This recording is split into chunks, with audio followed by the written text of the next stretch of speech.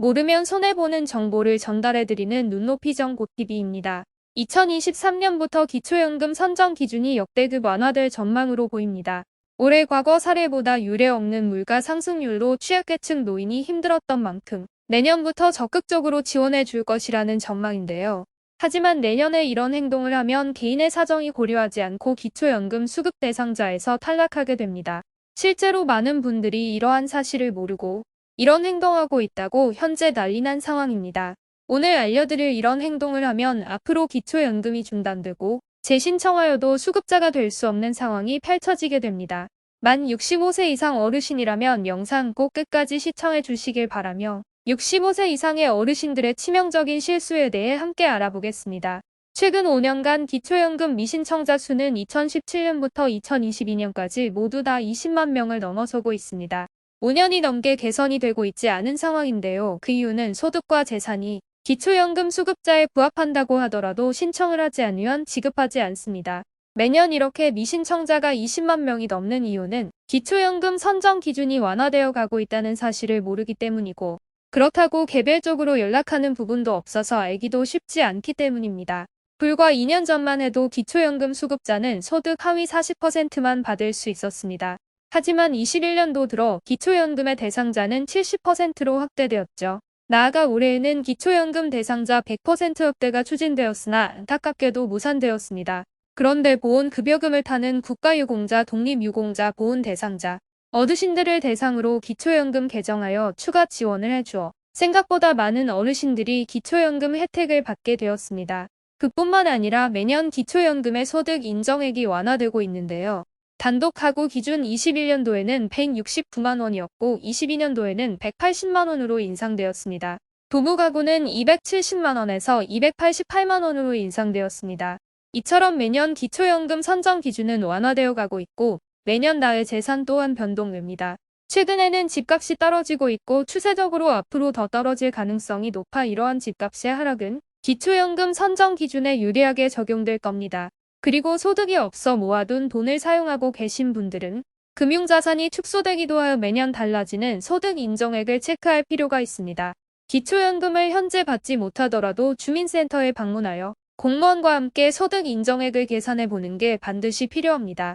신청해야만 받을 수 있다는 사실 다시 한번 기억하시고 꼭 신청하시길 바랍니다. 그리고 명의대여가 번번이 일어나고 있는데요. 자녀가 자동차를 구매하는 데 있어 보험료를 덜 내려고 부모의 명의를 빌려 공동 명의로 자동차를 구매하는 분들 계십니다. 보험료를 아끼려다가 자동차가 재산에 그대로 반영되어 기초연금을 못 받게 될 수 있습니다. 지분이 909대 1이든 50대 50이든 얼마든 간에 모두 다 내 재산으로 보기 때문에 주의가 필요합니다. 뿐만 아니라 해당 차량이 고급 자동차라면 그 즉시 기초연금이 중단되고 탈락할 수 있습니다. 한편 요즘에는 예금 이자 열풍으로 대박 예금 상품을 부모의 명의를 빌려 가입하는 경우가 많아졌다고 합니다. 정보가 느린 부모를 대신하여 자녀가 부모의 명의를 빌려 예금 특판에 가입하는 경우인데요. 역시 이것 또한 부모의 금융재산으로 간주하여 기초연금 산정 시 매우 불리하게 작용합니다. 또한 정기예금 때문에 피부양자 탈락과 건보료 폭탄을 맞을 수 있다는 점을 간과해서는 안 됩니다. 기초연금을 받고 싶다면 가족이라는 이유로 명의를 빌려서도 안 되고 빌려줘도 안 된다는 사실 꼭 기억하시길 바랍니다. 단 예외 조건이 있습니다. 고급 자동차를 소유하더라도 기초연금을 받을 수 있는 분들이 계신데요. 10년 이상의 차량이라면 기초연금을 받을 수 있습니다. 2023년도에 10년 전이니 2013년 미만의 차량은 기초연금 신청이 가능합니다. 이 밖에도 장애인 소유의 차량, 상위 등급 판정을 받은 국가유공자 등의 차량 생업용 차량으로 인정된 경우는 고급 차량임에도 기초연금 신청이 가능하다는 점 참고하시길 바라며 개인의 상황에 따라 천차만별이니 기초연금 관련 상담이 가능한 135번으로 문의 주시길 바랍니다.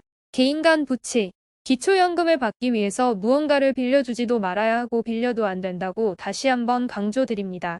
보통 자녀 또는 친구에게 여러 사정을 이유로 돈을 빌리는 어르신들이 계신데요. 이것은 실제로 발생한 일입니다. 작년에 엄청난 주식 열풍이 있었습니다. 전 국민 너나 할 것 없이 모아둔 목돈을 주식 구매하는데 엄청나게 사용했죠. 특히 어르신들은 삼성전자를 구매한 분들이 많이 계시죠. 그런데 SK하이닉스 13만 원일 때 노후 자금을 몽땅 털어 구매한 어르신이 계셨습니다. 안타깝게도 올해 주식이 참 많이 떨어졌습니다. 점점 떨어지는 주가를 보며 해당 어르신은 공포감을 느꼈고 자녀에게 부탁해 목돈 5천만 원을 빌려 물타기 하는 데 사용하고 자녀에게 주가가 조금 오르면 바로 빼고 5천만 원을 돌려주겠다고 약속을 했습니다. 이때가 하이닉스가 9만 원 시점인데요. 현재는 8만 1천 원입니다. 계속된 주가의 폭락으로 자녀의 목돈 또한 함께 묶여버린 겁니다. 그렇다고 아까운 노후 자금을 선전할 수도 없어 어르신은 버티기를 결심했습니다. 하지만 안타까운 소식이 들려왔습니다. 그것은 바로 갑작스러운 금융재산의 증가로 인한 받고 있던 기초연금이 중지된 것인데요. 아무리 내 돈이 아니고 자식의 돈이라고 부정을 해봐도 개인 간의 부채는 부채로 인정받기 어려워 기초연금 선정에 있어 매우 불리하게 작용합니다. 개인 간의 부채가 갑작스럽게 기초연금이 중단되는 이유 중 하나가 될 수 있다는 사실 기억하시길 바랍니다. 해외 거주자 해외에 이민 간 어르신들은 기초연금을 받을 수 없습니다. 당연한 이야기라 할 수 있는데요. 여기서 알아야 할 것은 60일 이상 해외에 체류할 경우에도 기초연금이 중단된다는 사실입니다. 코로나 여러 제한이 풀리며 해외여행을 계획하시는 분들 계실 텐데요. 60일 이상 해외에 체류할 경우 체류 기간 동안 기초연금은 지급 중지되며 귀국을 하고 나서야 기초연금을 받을 수 있습니다. 고급 회원권, 골프, 콘도, 요트, 고급 체육시설 등 여러 고급 회원권을 소유한 어르신은 기초연금을 받을 수 없습니다. 재산과 소득이 얼마냐를 불문하고 고급 회원권이라는 것 자체가 초고가의 상품입니다. 수천만 원에서 수억 원을 호가하는 고급 회원권은 부자들만 갖고 있다고 해도 무방한데요. 따라서 고급 회원권을 소유했다면 소득 인정액 하위 70%라도 기초연금을 절대 받을 수 없습니다. 받고 싶다면 고급 회원권을 매도하셔야겠죠. 직역연금을 받고 계신 분과 직역연금 배우자는 기초연금 대상자에서 배제됩니다. 직역연금이라면 별정 우체국 직원연금, 공무원연금, 사학연금, 군인연금이 있는데요. 퇴직연금 일시금으로 일괄로 받고 현재 한 푼도 없다고 하더라도 기초연금을 받을 수 없습니다. 이러한 점을 많이들 억울해하시고 계시는 분들이 많죠. 특히 배우자분들이 직역연금 수급자여도 기초연금 수급이 가능한 예외적인 상황이 있는데요. 직역재직 기간이 10년 미만이거나 퇴직유족연금 일시금 또는 장애 일시금을 받은 이후 5년 경과했을 때는 기초연금을 받을 수 있습니다. 개인마다 사정이 다 다르기 때문에 이 또한 궁금한 점이 있다면 135번으로 상담을 해보시는 것을 추천드립니다. 기초생활수급자 생계급여를 하고 계신 기초생활수급자분들 중 기초연금을 받고자 하는 분들이 계십니다. 물론 기초연금을 받을 수 있겠지만 기초생활수급자의 소득 인정액 산정 시 온전히 100% 다 소득 인정액에 반영해 그만큼 생계급여가 감액됩니다. 나아가 이렇게 소득 인정액이 높아져 의료급여 혜택 또한 누리지 못할 수 있습니다. 내년 생계급여는 단독 가구 기준 최대 62만 원을 받을 수 있습니다. 여기에 30만 원을 더 주면 사실상 90만 원이란 돈이 생기는 건데 이게 가능하다면 지금쯤 이미 보편적 기초연금을 진행하고 있을 겁니다. 기초생활수급자분들은 기초연금에 욕심내기보다는 내년도 인상되는 생계급여를 계속 받는 게 도움될 것으로 보입니다. 이렇게 65세 이상 어르신들이 내년 들어 절대 하면 안 되는 행동들에 대해 함께 살펴봤습니다. 기초연금을 받기 위해서 이러한 행동들 주의해 주시고요. 앞으로 변화하는 소식 또한 지속적으로 전해드리겠습니다.